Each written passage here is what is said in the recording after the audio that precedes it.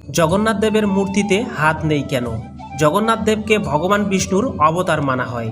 বিষ্ণুর পরম ভক্ত ছিলেন রাজা ইন্দ্রদম্যু।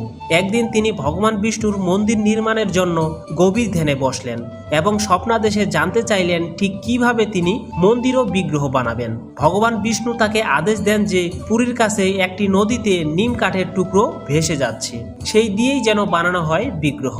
তিনি তার আদেশ মতো গিয়ে দেখলেন সত্যিই একটি কাঠের টুকরো ভেসে যাচ্ছে। সেটা দিয়ে বিগ্রহ বানাতে চেষ্টা করলেন, কিন্তু কারিগর যতবার কাঠে হাত দিচ্ছেন ততবারই কাঠটি ভেঙে যাচ্ছে।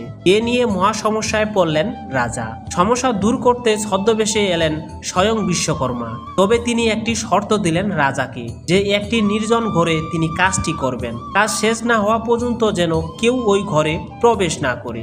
এই শর্তে রাজি হলেন রাজা। কিছুদিন কাজ করার পর ঘরটি থেকে যখন কোনো শব্দ আসছে না তা দেখে রাজা